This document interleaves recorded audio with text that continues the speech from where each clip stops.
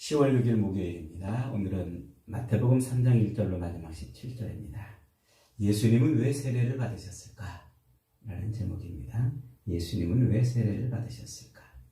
오늘 본문은 세례 요한이 등장하고 그리고 예수님이 그 세례 요한에게 오셔서 세례를 받으시는 장면이 소개되고 있어요. 1절부터 12절까지는 세례 요한의 사역을 소개합니다. 마태는 오늘 본문에서 세례 요한을 이렇게 소개하고 있어요. 3절에 보니까 그는 선지자 이사야를 통하여 말씀하신 자라.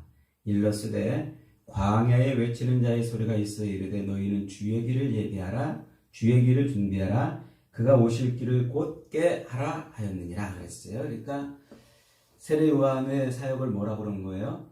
주님의 오실 길을 예비하는 자. 주님이 이 땅에 오시는 것을 예비하는 자. 이렇게 소개하고 있어요. 그 말이 무슨 말입니까? 예수님을 세상에 외쳤다는 거예요.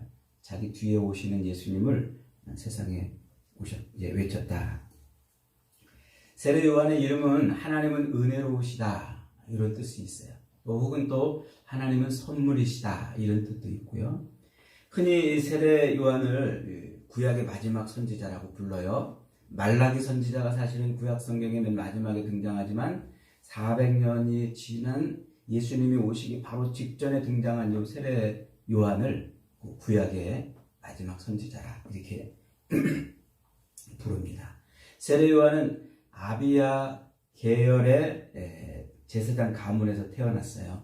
옛날 다윗 시대에 다윗은 그 많은 제사장을 총 24계열로 24반열로 나눴어요.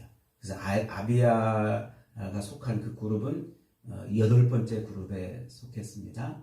그렇게 해서 24반열에 올라서 한두 달씩 이렇게 이제 교대로 한 반열 이렇게 올라와서 제사장의 업무를 감당했던 거죠. 세례 요한의 아버지는 사가랴이고 어머니는 역시 아론 계열의 제사장의 딸이었어요. 그러니까 이 제사장 가문에 속한 거죠. 아주 오리지널 정통 제사장 가문에서 태어난 사람이라 이렇게 말할 수가 있어요. 이 사가랴와 엘리사벳은 아주 오랫동안 아기를 갖지 못했던 것 같아요. 나이가 한참 들어가지고 그래서 아기가 없었는데 어느 날 사가랴가 성전에 분향하러 들어갔다가 천사가 그에게 임해요. 그래서 그에게 아들을 줄 것이다 그럽니다.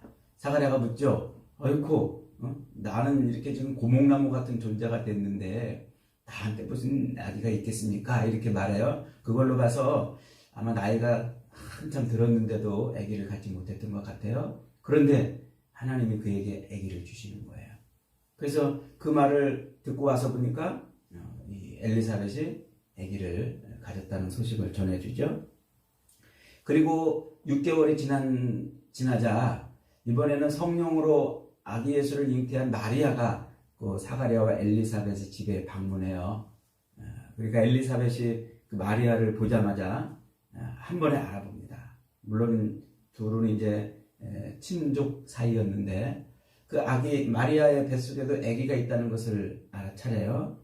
그리고서는 그 마리아를 축복을 하죠. 그리고 이제 얼마 안 있다가 드디어 엘리사벳이 출산을 했어요. 요 세례 요한을 낳은 것이죠.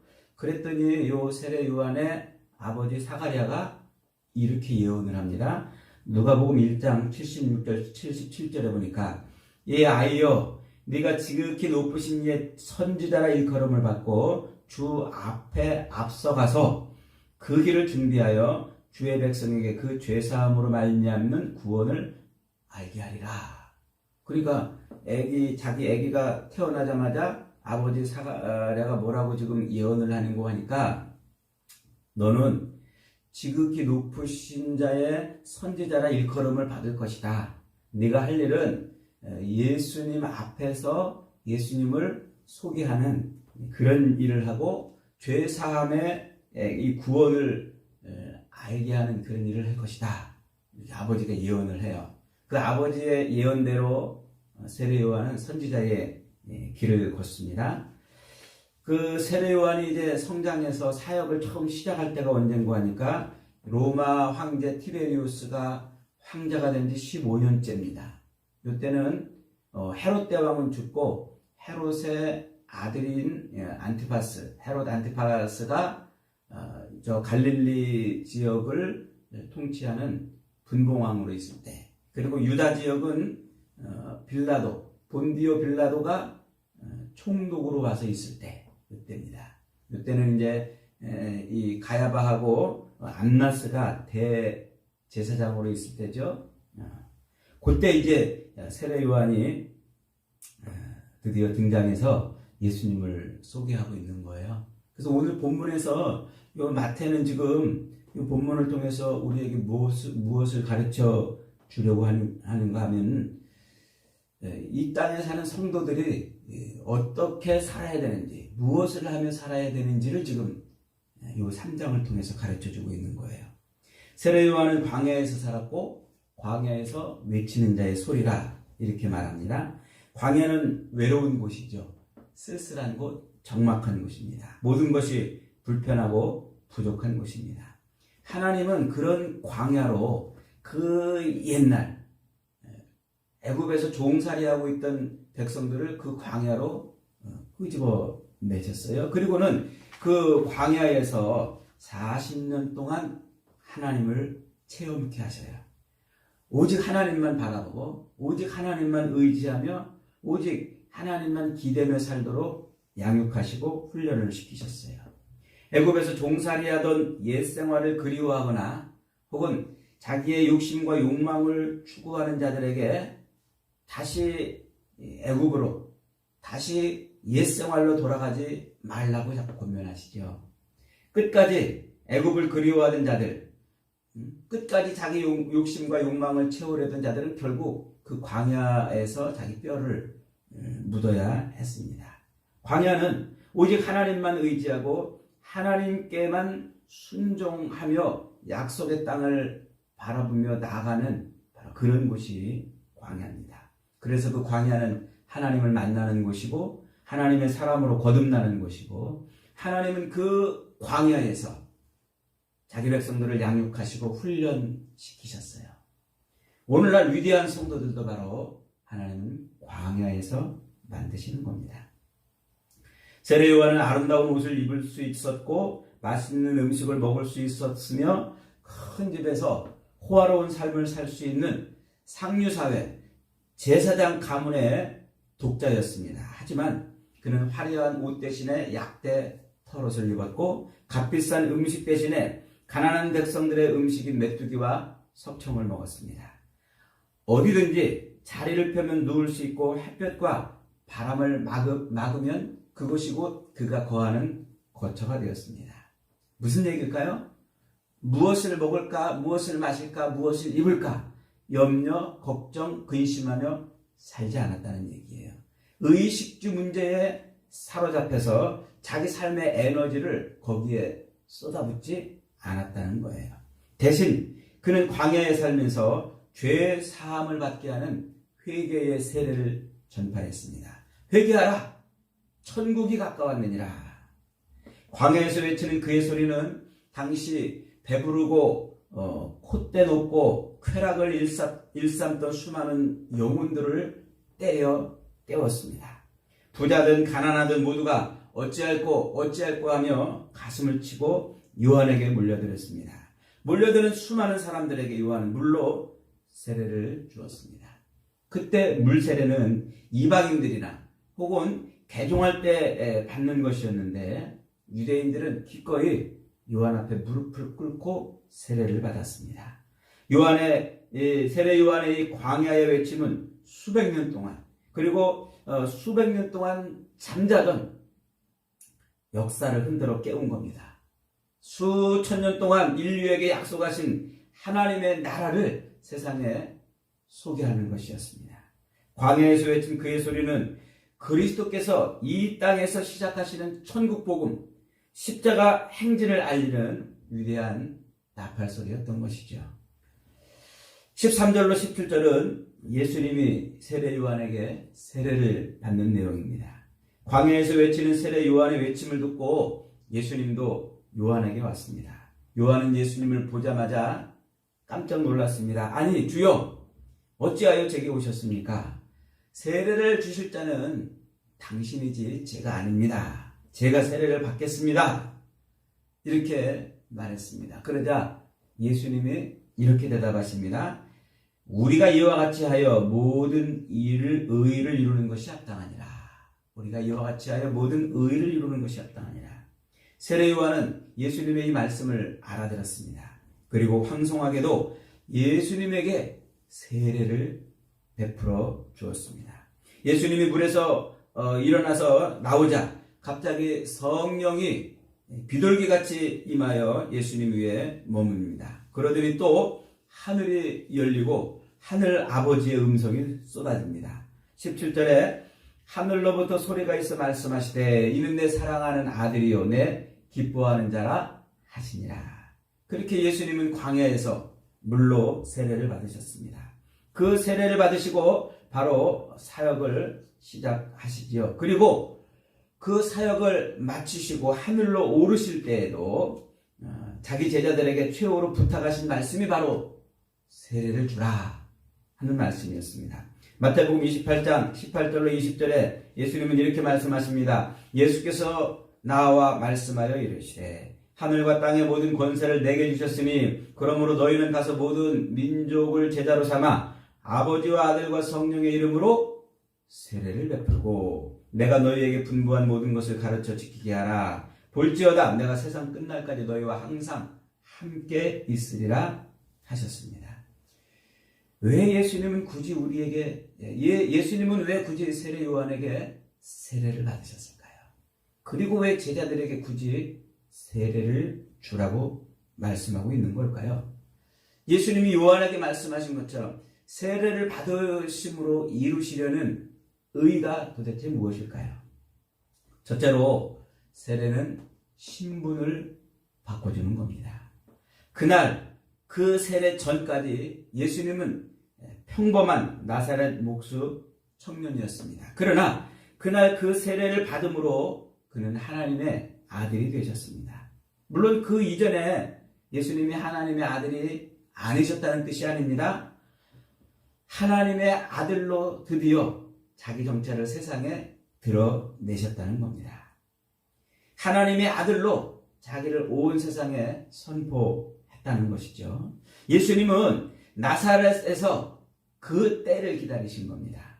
그리고 옛 선지자들의 예언처럼 자기의 길을 예비할 광야에서 외치는 자의 소리가 들리자 그 때를 놓치지 않고 달려나가서 그리고 세례를 받으신 겁니다. 예수님이 그렇게 광야로 달려나가자 그의 어머니도 말렸고 형제들도 붙들었지만 머뭇거리지 않았습니다. 가족의 정에 매이지 않았습니다. 먹고 사는 문제에 붙들려 살지도 않았습니다. 예수님은 그 세례로 말미암아 목수 청년에서 하나님의 아들로 자기 신분을 그렇게 세상에 드러낸 것이죠. 여러분, 세례가 뭡니까? 세례는 신분을 바꿔주는 겁니다. 그것이 바로 우리에게 요구하시는 세례예요. 죄인이 예수님을 영접하고 예수 보혈로 죄를 씻고 하나님의 자녀가 되는 것. 이것이 세례 아닙니까? 신분의 놀라운 변화를 확인하고 공포하는 것이 바로 세례입니다. 그래서 우리가 교회에서 물세례를 받는 즉시 온 세상에 하나님의 자녀가 되었음을, 하나님의 구원 백성이 되었음을 공포하는 것이죠. 이 세례의 원형이 무엇입니까? 그것은 바로 홍해 사건입니다. 옛날 하나님께서는 애굽에서 종살이하고 있던 이스라엘 백성들을 꺼내주시고 어디를 건너게 하셨습니까? 홍해를 건너게 하셨습니다. 다시 애굽으로 돌아갈 수 없다는 것이죠. 다시 애굽으로 돌아갈 수 없는 그 길을 걸게 하신 겁니다. 그래서 세례의 원형이 바로 홍해입니다. 그 홍해를 건너므로써 이스라엘 백성들은 비로소 신분이 달라졌어요. 어떻게 달라졌습니까? 애굽 사람들을 섬기던 애굽의 종에서 하나님께 예배하는 하나님의 백성으로 신분이 바뀐 겁니다. 애굽에서 도망 나온 종이 아니라 하나님이 예비하신 가나안 그 약속의 땅을 향하여 가는 하나님의 군대가 된 것이지요. 그래서 하나님은 그렇게 홍해를 건너서 종에서 하나님의 백성으로 또 애굽 사람들의 손에 있던 사람들에서 약속의 땅을 가는 하나님의 군대로 바뀐 그 백성들에게 함께 하시는 거예요. 불기둥과 구름기둥으로 함께 하시고 만나와 메추라기를 주셔서 그들의 허기를 달래주시고 반석에서 물을 내어서 갈증을 해갈시켜 주시고 수많은 원수의 손에서 그들을 지켜주셨습니다. 여러분, 우리가 세례를 받았다는 것은 이제 건널 수 없는, 돌아갈 수 없는 길을 건너왔다는 것입니다. 그리고 우리의 신분이 바뀌었다는 거예요. 죄의 종에서 하나님의 자녀로, 하나님을 예배하는 자로 바뀌었다는 거예요. 우리의 신분이 그렇게 바뀌면 하나님이 우리의 보호자가 되어주시는 것이죠. 하나님이 함께 하시는 인생이 됩니다. 신분이 바뀌었기 때문에 우리는 이제 다시 세상으로 돌아갈 수 없는 사람들이에요. 그래서 하나님은 우리를 지키시고 우리를 돌아가지 않게 붙들어 주시고 만사를 또 책임져 주시고 세상에서 근근히 하루하루 먹고 살 걱정에 붙들려 사는 세상의 종이 아니라 하나님을 예배하는 자로 약속의 땅을 향하여 달려갈 수 있는 하나님의 군대로 살아갈 수 있도록 도우시고 이끌어 주시는 겁니다. 안타깝게도 많은 적지 않은 교인들이 세례를 받은 이후에도 자기 신분을 잊어버립니다. 자기가 누군지도 모르고 어디에 있는지도 모르고 광야를 방황합니다. 곧 썩어버릴 만나 한 움큼을 더 움켜쥐려고 안달하고 목마르다고 불평합니다. 고기가 먹고 싶다고 다시 애굽으로 돌아가자고 합니다. 가나안을 향해서 가는 십자가 군대, 하나님의 군대가 아니라 애굽을 그리워하면서 겨우 하루하루 급급하게 살아가는 종처럼 살고 있습니다. 왜 그럴까요? 아직 진짜 세례를 받지 못한 탓입니다. 교회에서 물 세례는 받았을지 몰라도 십자가에서 흘리신 예수 보혈의 세례는 받지 못한 탓입니다. 물로 주는 세례는 받았을지언정 불과 성령으로 주는 세례는 받지 못한 것입니다. 여러분, 예수 보혈이 우리의 더러움을 씻어주도록 간구해야 됩니다. 예수의 보혈로 세례를 받기를 열망해야 됩니다. 우리의 욕망과 우리의 욕심을, 우리의 더러움을 씻어내기를 기도해야 됩니다. 이스라엘이 홍해를 건너지 못하면 애굽의 군대에게 죽임을 당하는 것처럼 우리가 그렇게 성령의 세례, 예수 그리스도의 보혈의 은혜로 세례를 받지 못하면 우리는 죽은 목숨입니다. 주님의 보혈에 우리는 몸과 마음을 담궈야 돼요. 예수님의 십자가 보혈로 세례를 받아야 됩니다. 불과 성령으로 임하는 하늘의 세례를 받아야 합니다. 그래야 죄를 이기고, 그래야 욕망을 이기고, 그래야 정욕을 이기고, 그래야 욕심을 이기고, 그래야 마귀를 이기고, 그래야 사탄을 이길 수가 있습니다. 여러분, 십자가에서 흘리시는 예수의 보혈로 깨끗함을 입고 세례를 받아서 저와 여러분이 그렇게 하나님의 자녀로 거듭나는 신분이 바뀌는 놀라운 역사가 임하기를 주님의 이름으로 축복합니다. 두 번째로는 세례는 사명을 바꿔주는 거예요. 원래 세례는 죄 있는 사람이 그 죄를 씻으려고 받는 것입니다. 그러나 예수님은 죄가 없으신 분이십니다. 죄 없는 분이 죄를 씻는 세례를 받는다는 것 좀 이상하지 않습니까? 요한도 처음에는 이 점이 걸려가지고 세례를 사양했던 것이죠. 하지만 요한은 곧 이해했습니다. 그날 그 세례는 예수님의 사명을 바꿔주는 것이라는 것을 알았던 것이죠. 그날 그 세례로 예수님은 목자의 길을 걷습니다. 양들의 기름이나 뜯어먹고 털을 벗겨 먹는 그런 강도 같은 목자가 아니라 양을 사랑하고 돌보고 행복하게 하고 결국은 그 양들을 위해서 자기 목숨을 버리는 그런 목자의 길을 걸어가시는 겁니다. 죄인들을 위해서 곧 대신 고난을 당하고 죽임을 당하겠다는 것이죠. 그때 하늘을 찢고 하나님 아버지의 음성이 들리면서 그 모든 것을 증명하는 겁니다. 17절에서 하나님은 이렇게 외치십니다. 이는 내 사랑하는 아들이요 내 기뻐하는 자라.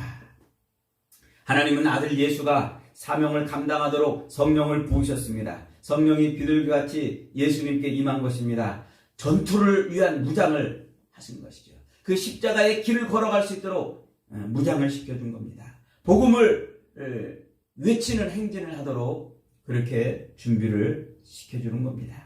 그날 그 세례는 예수님의 신분과 예수님의 사명에 완전한 변화를 가져온 것입니다.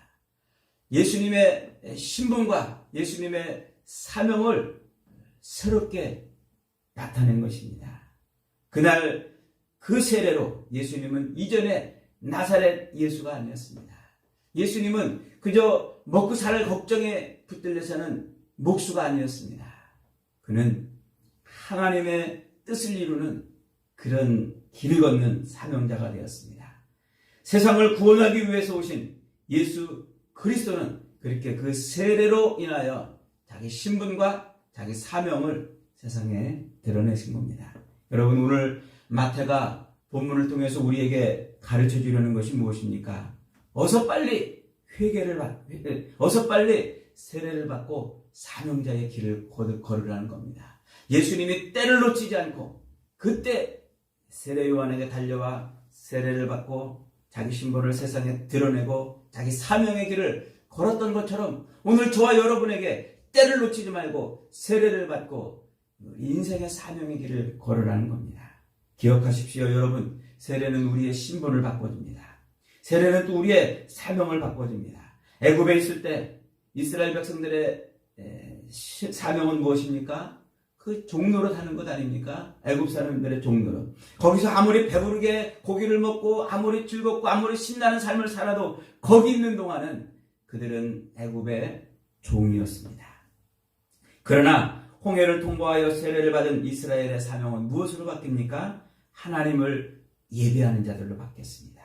그리고 하나님이 예비하신 그 약속의 땅을 들어가야 되는 하나님의 군대로 바뀌었던 겁니다. 신분이 바뀌고 사명이 바뀌고 그렇게 해서 그들은 하나님의 뜻을 이루는 인생의 길을 걸어가게 된 거죠. 여러분, 세례 받으셨습니까? 그렇다면 저와 여러분도 주 안에서 새로운 신분으로 바뀐 줄 믿으시기 바랍니다. 인생의 사명이 바뀐 줄 믿으시기 바랍니다. 이제 옛날 그 홍해를 건너오기 전에 옛 애굽의 삶은 버려야 됩니다. 다시 애굽을 그리워하면 안 됩니다.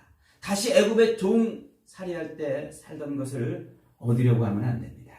이제는 우리의 신분이 하나님의 자녀로 바뀌었고 우리의 사명이 약속의 땅을 가는 하나님의 군대로 바뀌었습니다. 이제 주님과 동행하면서 이 광야 같은 인생의 길을 걷는 동안 여러분 모두 예수를 외치고 십자가 복음을 외치고 그렇게 십자가 행진을 해나가며 약속의 땅을 가는 그런 인생이 되기를 바랍니다. 저와 여러분이 그런 인생으로 오늘도 주님의 은혜를 누리며 살기를 주님의 이름으로 축복합니다. 아멘.